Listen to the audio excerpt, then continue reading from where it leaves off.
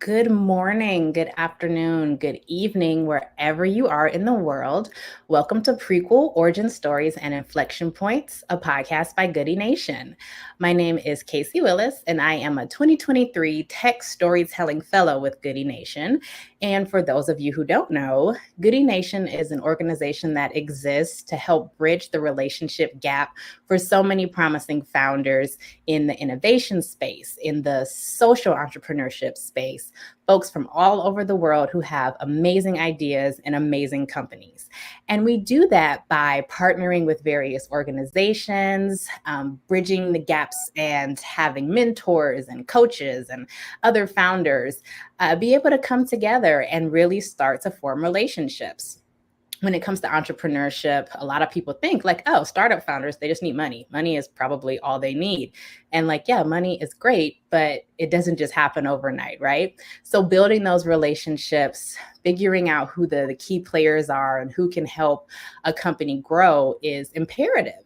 And so today on Prequel, we are going to talk to the final set of our Google for Startups founders. We've had an amazing series of podcasts with these folks who are just, in all sorts of industries. And this is going to be a fun wrap-up session. I can feel it. And so we are going to start off with Kristina. Kristina, why don't you tell the folks your origin story? Hi, everyone. I am Kristina Jones, founder and CEO of Guardian Lane. You can think of us as the Disney Plus for children's grief counseling.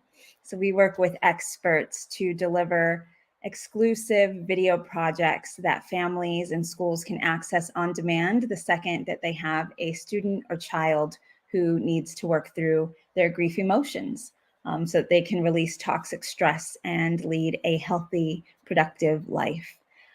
So my origin story, well, I was my customer at 7 years old. My father died from cancer, and I did not receive any help from my grieving mother or my school. I didn't even know if my school had a counselor, and they definitely didn't introduce me to any other students who were also grieving. So I felt alone in my grief journey within school, and I hid it. I remember many lessons and many situations like Father's Day where I would try to keep in the tears. And so I always knew that I wanted to help other children. After exiting my first startup in 2019, I knew that I wanted to complete a book on helping other children grieve. And it is called My Forever Guardian, and it's available on Amazon if you need a resource. But through the process of writing it, I just got curious, and I was wondering what's out there for kids now. And I realized it was all still in-person resources. So you have a grief center, you have a grief camp, which is maybe 1 week out of the year. And I thought, wait a minute, we live in an on-demand world. And I remember looking over at my 5-year-old daughter at the time on her iPad. And I thought, why can't we take these amazing experts that are helping these children, millions of children across the world who are grieving, and why can't we put them into this iPad so that any family can have access to help the second that they need it? And so that's where the whole idea from Guardian Lane started. We launched in 2020. And while my team was building out the technology side, the platform, I was working with the experts and asking them, do you think this will work? Do you think you can help us take your most effective projects that you do in person and translate them to videos so we can go out and test it? And what was interesting is from all of my conversations, I found that every expert led with the emotion, the current emotion of the child. And so I flipped it and went to Facebook groups, grief groups, and I asked over 500 parents, do you know the current emotion that your child is in their grief journey? And 70% came back that they had no idea. I even had some people say, wow, I was that grieving child and my parents had no idea what I was feeling. And so I started to see that there was this knowledge gap on grieving parents tapping in and understanding where their current emotional state of their child was. So we made sure for Guardian Lane to be able to address that emotional need in the moment. So before a family or school accesses any videos, they have to do a check-in. And the emotion that that child or student selects leads them to content that specifically addresses that emotion in their grief journey. And the whole idea for Guardian Lane is to release the toxic stress that that child or teenager has trapped in their body, which studies now show lead to detrimental mental and physical outcomes. So every project allows the child or teen to release that stress by doing tangible things using all five senses. This is something I wish I had it as a child, but I am so honored to be able to work on something that I know is helping millions of grieving children and teens across the nation. Wow, it's a really powerful story. Thank you so much for sharing that with us. And I mean, I for so many people, I mean, even myself included, talking about grief, talking about, these emotions and the journey, you automatically just kind of go like, oh, I don't know if I can do this. So with Guardian Lane, what is your hope for yourself personally, for the communities that you serve, for the world? What is kind of like your ultimate hope with Guardian Lane? Yeah, my ultimate hope with Guardian Lane is, like you mentioned, I mean, grief is such a topic that people don't necessarily feel comfortable talking about. And unfortunately, because of that, there's so many children who are not telling their guardians, their schools, that they're hurting. So I hope by working on Guardian Lane that we can get more resources into the hands of parents and schools so that they can have these resources for kids to be able to open up and have a healthy emotional and physical life ahead. Mm-hmm. Amazing stuff. Amazing stuff. So, Kristina, how can people find out more about you or about Guardian Lane? So guardianlane.com is the website where we currently house the videos. And then also on social media, Instagram at Guardian Lane. And on TikTok, it's at Guardian_Lane. Amazing. Thank you so much for sharing your story with us today. Thank you. And now we will hear from Carlos. Carlos, what is your prequel origin story? How did you lead to your founder journey?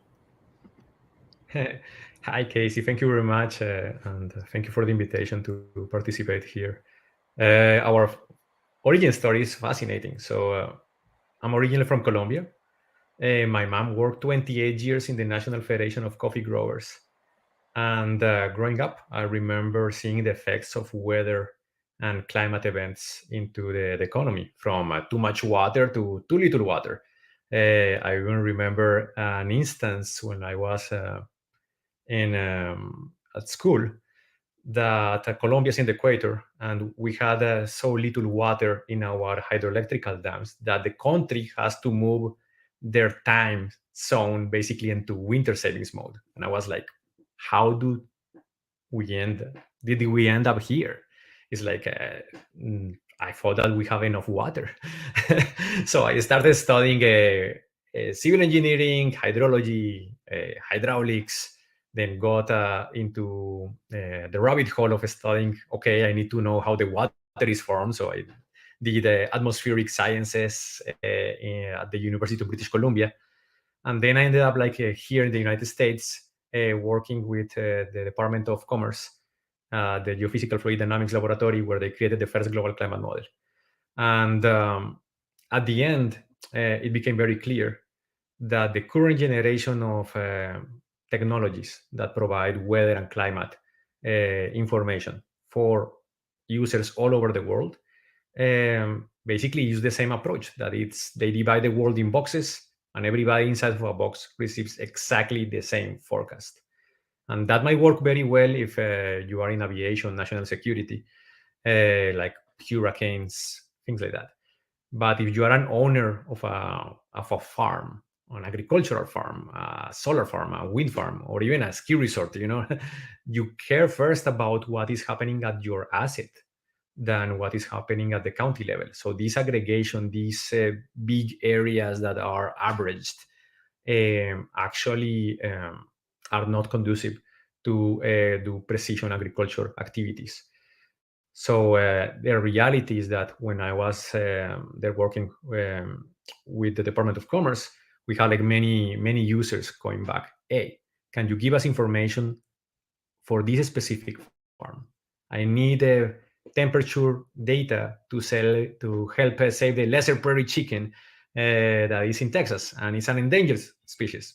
Can you give me the information at 40 centimeters above ground? And the answer is like, technically we could, but the reality was that we won't, because basically they are the only ones that care about 40 centimeter temperature. And those stories happen all over again, saying no to people that just want better forecasts for their specific locations, their farms that are in danger of frost events or heat spells. So then at the end in 2019, we ended up creating benchmark labs to solve that problem. We found that there is a significant sector of users, from agricultural users, like in the coffee growing region, from avocados, from orchards, from strawberries, all the wine industry. It's affected by microclimates. However, the data that they are receiving is suboptimal, and that leads to significant losses from over pesticides, fertilization, overwatering or underwatering. And I think that is a very responsible part from our side to try to be also stewards of the natural resources, also in the face of climate change and global warming. And that's why we are trying to help these underserved users in agriculture that do not have necessarily the resources of the big operations that cultivate soy, wheat, corn, canola. So we are going to help smaller and medium-sized farmers to improve their margins. And that's how we end up here. Very interesting. So I'm like, okay, climate data. It's like, where do I begin? How do I even begin learning about that? And your specific focus is helping underserved populations learn how to use climate data to help to better cultivate their agriculture. I'm curious, I know you can't tell the whole sauce, but how does that conversation even begin? Like, how do you find the folks who need your services the most? That is it's a great question. I really appreciate it. And in reality, there is like a very important segment of the population that understands that meteorological services all over the world have not been providing actionable information for their location. Growing up in Colombia, we have like free mountain ranges and we have changes in elevation that are significant. We are near the Amazon that brings lots of precipitation by itself, the Pacific, the Atlantic. But all those problems are similar from the Okanagan Valley in British Columbia down to Patagonia. There are trillions of dollars in crops growing in elevation near these areas that actually are affected by microclimate. So what we do is basically we first look at the specialty crops growers. Specialty crops are those ones that are like more special. Let's say nothing against corn, it's delicious, but no row crops. So we know that they are already exposed. We know that they have been investing in better instrumentation at their farms. They are already installing weather sensors, weather recording instruments to better understand what is happening at their farms. Then when we contact them and we say, hey, you are aware that you have a microclimate. In the wine industry, for example, that's part of their unique value proposition. They talk about the terroir. That's every winery will tell you, it's like, we are special because our soil, because our climate, because we are in this side of the mountain, not in the other one. So all of those aspects make them very unique. And because they are unique, they deserve unique solutions. The one-size-fits-all forecast is not actionable for them. So that's where we start on basically smaller, medium-sized operations that already understand that the National Weather Services information is suboptimal. They have significant financial losses because of that. They invested in instrumentation. They are looking forward to helping water. For example, I'm in California, and we have been in many years of perpetual drought, basically. So saving water, it saves energy and helps their margins that are thin in agriculture, and that's how we end up here. Wow, very fascinating. So Carlos, how can people find out more about you and about your company? Oh, thank you. Yeah, I love the people to contact us. Here we have the handle Labs Benchmark in Twitter, but also in our webpage that is benchmarklabs.com. Feel free to send us a note. We will answer all the inquiries, and happy to help, because we really care about the problem. Is beyond saving water, saving energy. It's also helping the livelihood and the margins of these farmers that are being very stressed because of a changing climate, and we're here to help. Mm, fantastic. Thank you so much for sharing your story. Thank you both. Um, I mean, like my head is like it's just amazing the different types of companies that our founders are at the helms of, and the different types of problems that they're addressing. It's also necessary. It's also fascinating. I hope you're also like as excited and fascinated as I am by these two incredible founders.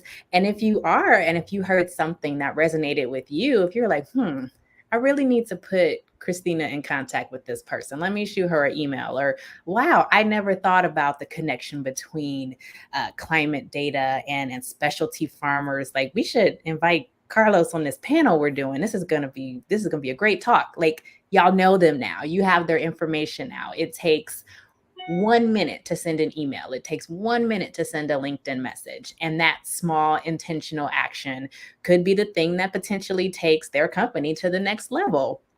And so these prequel origin stories are a way for us, again, to help hopefully bridge relationship gaps for our incredible founders. And yes, thank you so much for tuning in to yet another episode. And as our founder, Joey Womack, always says, stay magnetic and outwork yesterday. Thank you for listening.